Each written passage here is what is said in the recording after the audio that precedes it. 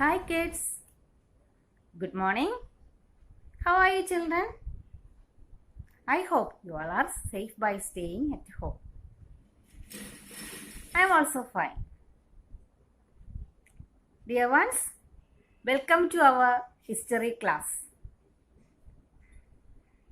Do you remember what we have learned in the previous session?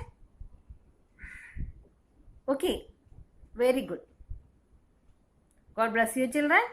Let's start today's session. Are you ready? Okay. Today we are going to learn about the chapter 3.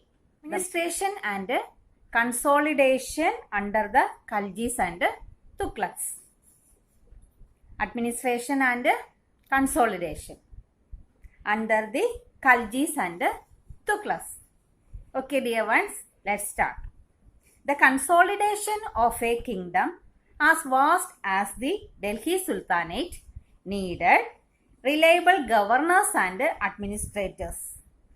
Rather than appointing aristocrats and landed chieftains as governors, the early Delhi Sultans, especially Iltutmish, favored their special slaves purchased for military service called Bandagan.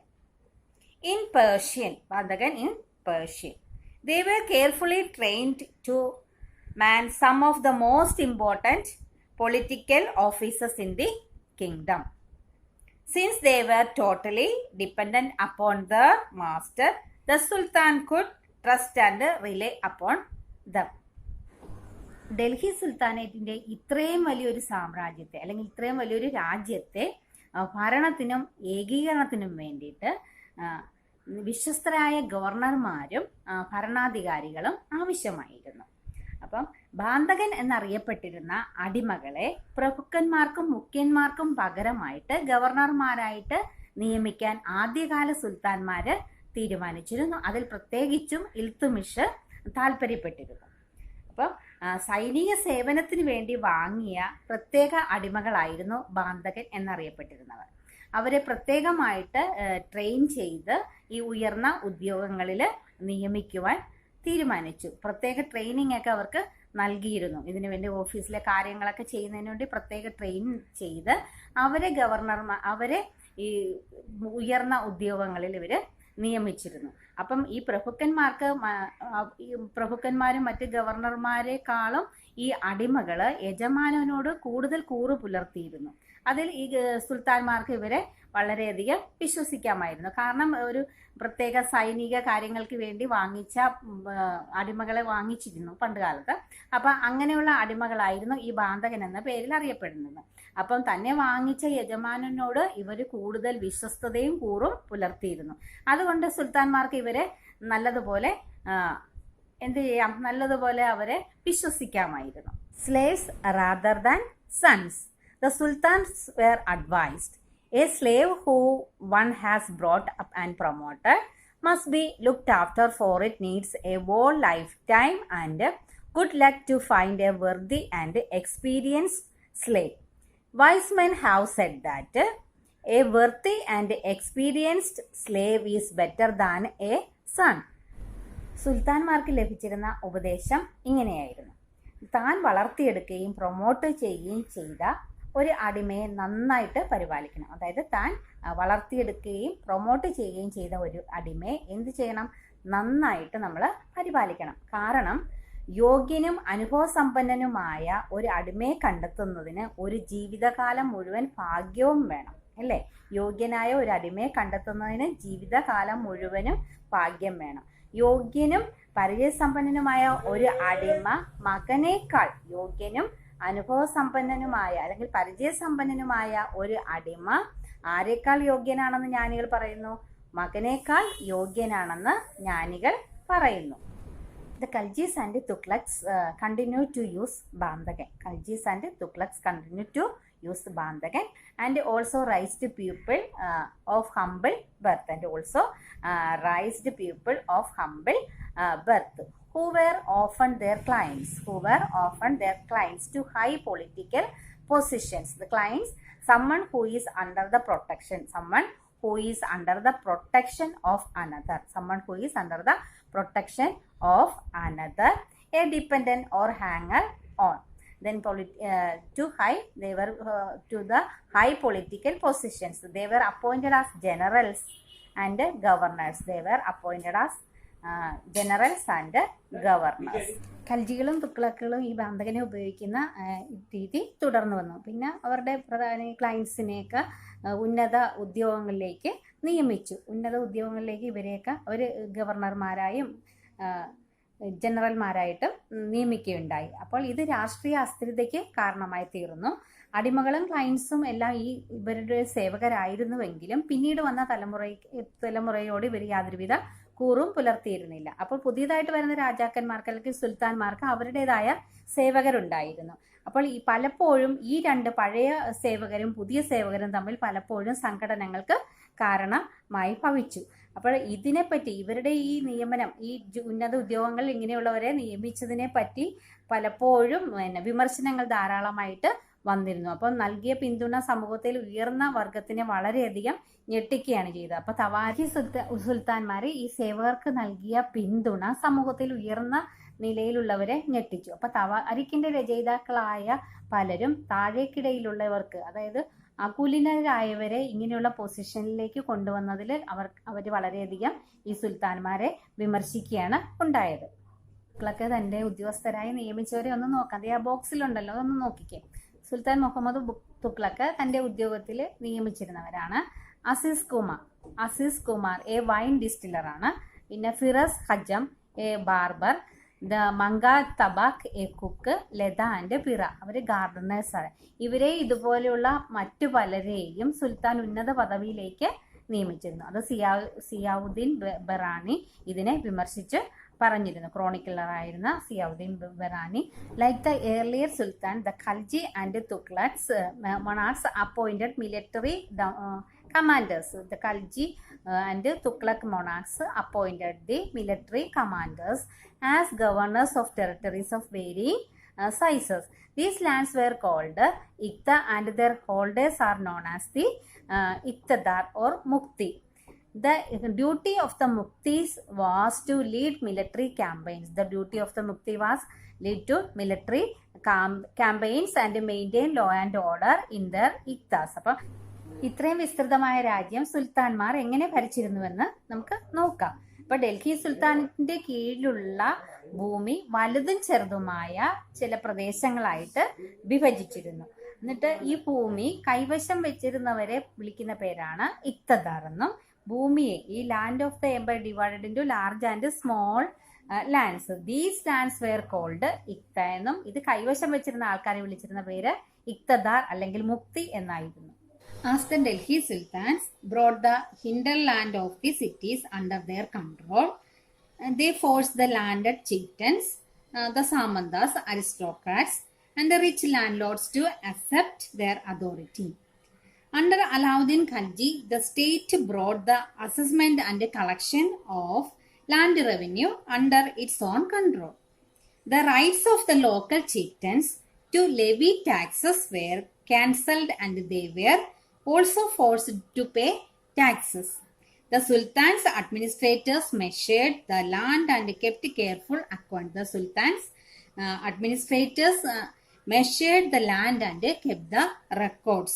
Some of the old chieftains and landlords served the sultanates as revenue collectors and assessors.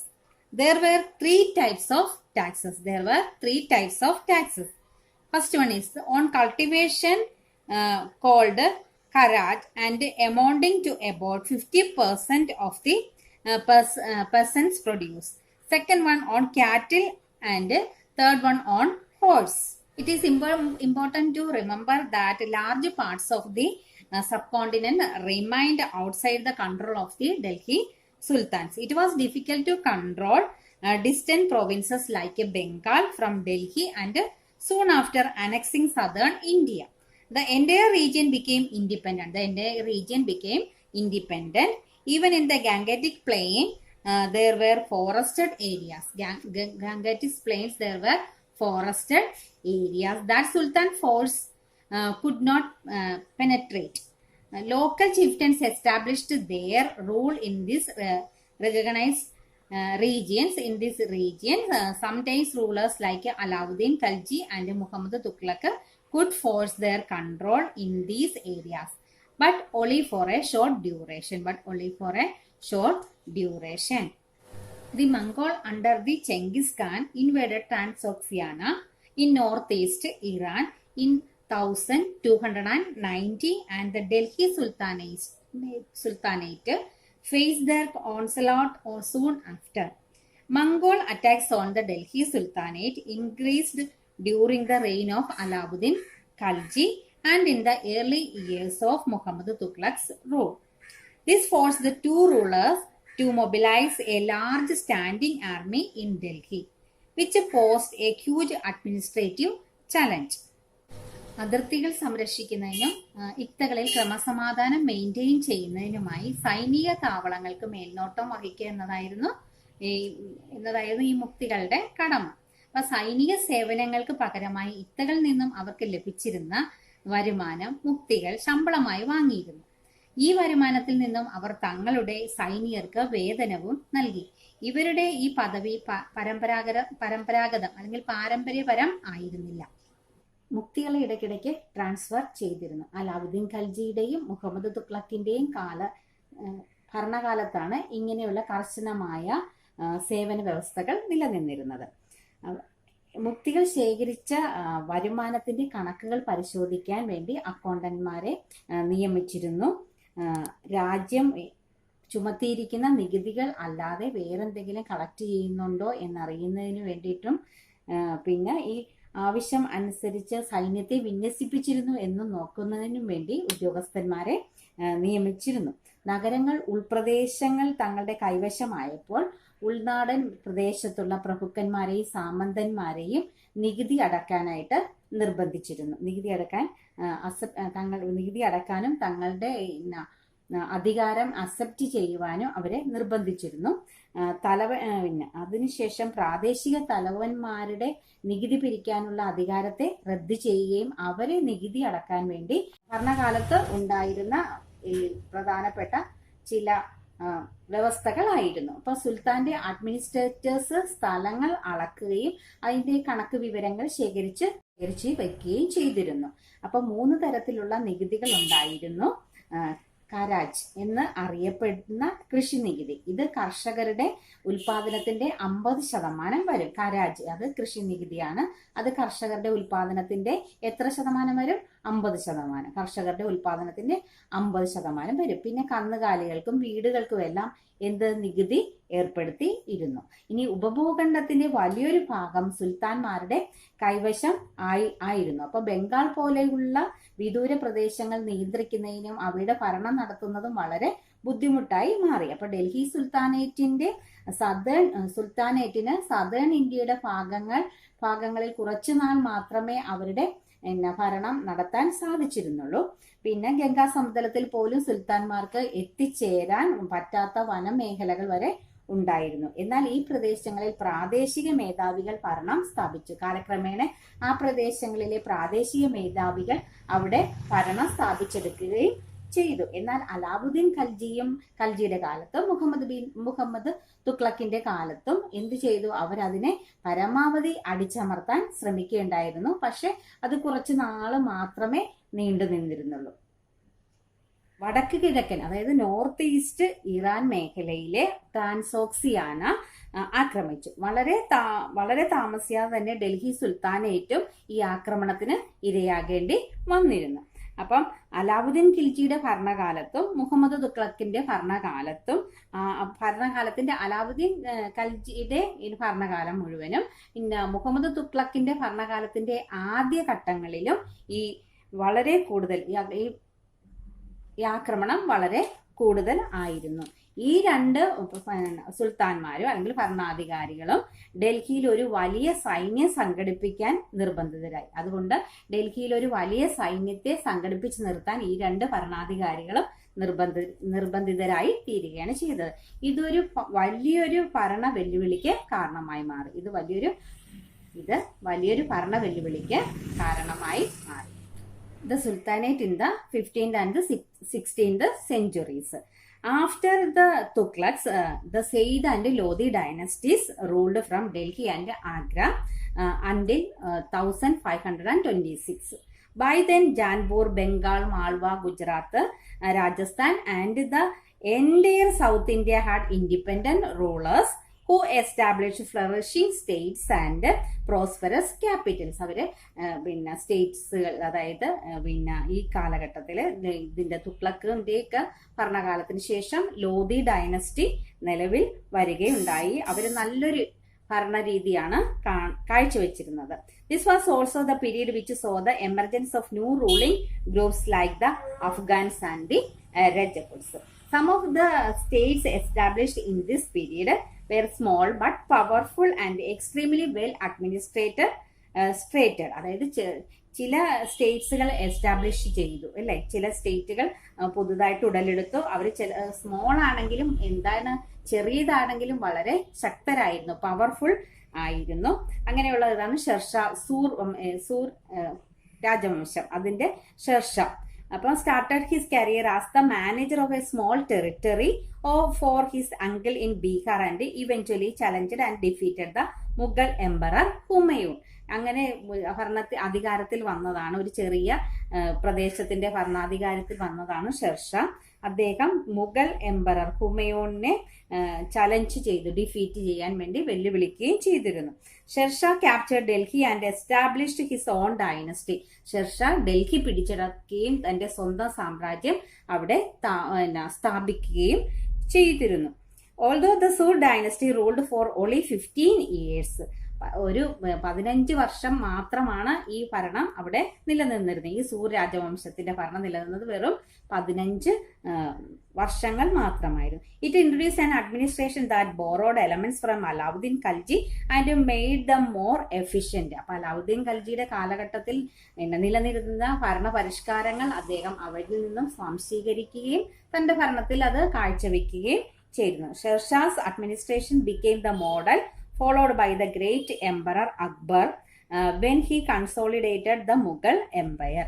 അപ്പൊ ഈ ഷെർഷയുടെ ഭരണപരിഷ്കാരങ്ങൾ പിൽക്കാലത്ത് ഭരണാധികാരത്തിൽ വന്ന അക്ബർ അത് follow ചെയ്യുകയും ചെയ്തിരുന്നു. Mongol attacks on the Delhi Sultanate increased during the reign of Alauddin Khalji and the early years of Muhammad Tughlaq's rule. This forced the two rulers to mobilize a large standing army in Delhi, which posed a huge administrative challenge. Let us see how the two sultans dealt with this. During the period of Alauddin Khalji, Delhi was attacked twice. As a defensive measure, Alauddin Khalji raised a large standing army. Alauddin constructed a new garrison town named Siri for his soldiers. The soldiers had to be fed. This was done through the produce collected as tax from lands between the Ganga and Yamuna. The tax was fixed at 5% of the peasants' yield. The soldiers had to be paid. Alauddin closed to pay his soldiers' salaries in cash rather than iktas. The soldiers would buy their supplies from merchants in Delhi, and it was thus feared that merchants would raise their prices. To stop this, Alauddin controlled the prices of goods in Delhi. Prices were carefully surveyed by officers, and merchants who did not sell at the prescribed rates were punished. അലൗദ്ദീൻ തൻ്റെ പട്ടാളക്കാർക്ക് സാലറിയായിട്ട് ക്യാഷാണ് നൽകിയിരുന്നത്. അപ്പോൾ സോൾജേഴ്സിന് അവർക്ക് ആവശ്യമുള്ള സാധനങ്ങൾ മെർച്ചൻസിൽ നിന്നും വാങ്ങാം. അപ്പോൾ ഈ മെർച്ചൻസ് സാധനങ്ങൾക്ക് വില കൂട്ടാതിരിക്കാൻ വേണ്ടിയിട്ട് അതിൻ്റെ സാധനങ്ങളുടെ വില അലാവുദ്ദീൻ കൺട്രോൾ ചെയ്തിരുന്നു. Alauddin's administrative measures were quite successful and chroniclers praised his reign for its cheap prices and efficient supplies goods in the market. He successfully withstood the threat of Mongol invasion. During the period of Muhammad Tughlaq, the Sultanate was attacked in the early Tughlaq's reign. The Mongol army was defeated. Muhammad Tughlaq was confident about the strength of his army and his resources to plan an attack on Transoxiana. He therefore raised a large standing army. Rather than constructing a new garrison town, the oldest of the 4 cities of Delhi was emptied of its residents and the soldiers garrisoned there. The residents of the old city were sent to the new capital of Daulatabad in the south.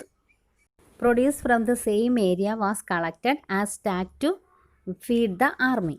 But to meet the expense of maintaining such a large number of soldiers, the Sultan levied additional taxes. This coincided the famine in the area. അതായത് തൻ്റെ ആർമിയെ നിലനിർത്തുന്നതിന് വേണ്ടിയിട്ട് അദ്ദേഹം എന്ത് ചെയ്തു, സോൾജേഴ്സിന് കൊടുക്കുന്നതിന് വേണ്ടിയിട്ട് additional tax collect ചെയ്തു. അത് famine, ക്ഷാമത്തിന് കാരണമാക്കി. Muhammad Tughlaq also paid his soldiers cash salaries, but instead of a controlling prices, he used a token currency, somewhat like present-day paper currency, but made out of a cheap metals, not gold and silver. People in the 14th century did not trust these coins. They were very smart. They saved their gold and silver coins and paid all their taxes to the state with this token currency. Muhammad തുഗ്ലക്കും തൻ്റെ സോൾജേഴ്സിന് cash സാലറിയാണ് നൽകിയിരുന്നത്. എന്നാൽ സാധനങ്ങളുടെ price നിയന്ത്രിക്കുന്നതിന് പകരം ആയിട്ട് അദ്ദേഹം ഒരു ടോക്കൺ കറൻസി കൊണ്ടുവന്നു. അപ്പോൾ ഇന്നത്തെ പേപ്പർ കറൻസി എന്ന് പറയാം. പക്ഷേ അത് ഉണ്ടാക്കിയിരുന്നത് ചീപ്പ് മെറ്റൽസ് ഉപയോഗിച്ചായിരുന്നു. ഗോൾഡോ സിൽവറോ അതിനകത്ത് ഉപയോഗിച്ചിരുന്നില്ല. അപ്പോൾ ആ കാലത്തെ 14th സെഞ്ച്വറിയിലെ ജനങ്ങൾ വളരെയധികം ബുദ്ധിമാന്മാരായിരുന്നു. അവർക്ക് ഈ കോയിനോട് വളരെ താല്പര്യമില്ലായിരുന്നു. അവർ എന്ത് ചെയ്തു, അവർ ആ കോയിൻ മറ്റേ ഗോൾഡും സിൽവറും സൂക്ഷിച്ച് വെച്ചിട്ട് ടാക്സ് ആയിട്ട് നൽകിയത് ഈ ടോക്കൺ കറൻസി, പുതിയതായിട്ടുണ്ടാക്കിയ ഈ ടോക്കൺ കറൻസിയാണ് അവർ ഇതായിട്ട് കൊടുത്തിരുന്നത്. Muhammad തുഗ്ലക്'s administrative measures was a disaster. He then gave up his plans to invade Transoxiana and disbanded his large army. Meanwhile, his administrative measures created complications. The shifting of people to Daulatabad were recent. The rising of taxes and famine in the Ganga-Yamuna belt led to widespread rebellion, and finally the token currency had to be recalled. Muhammad തുഗ്ലക്കിൻ്റെ ഭരണപരിഷ്കാരങ്ങളിൽ പലതും ഫെയിലറായിരുന്നു. അദ്ദേഹത്തിൻ്റെ ആൾക്കാരെ ദൗലത്താബാദിലേക്കുള്ള ഷിഫ്റ്റിങ്ങും അദ്ദേഹം കൊണ്ടുവന്ന token കറൻസിയും പിന്നെ അധികമായി additional revenue collect ചെയ്തതെല്ലാം രാജ്യത്തിൻ്റെ പല ഭാഗങ്ങളിലും റെബല്യന് കാരണമായി തീരുകയാണ് ഉണ്ടായത്. Okay children, thank you for your attention. Now we finished this chapter. I hope you understood today's session. Dear ones, read the textbook and do the exercise. Okay, we will meet in the next class. Bye bye.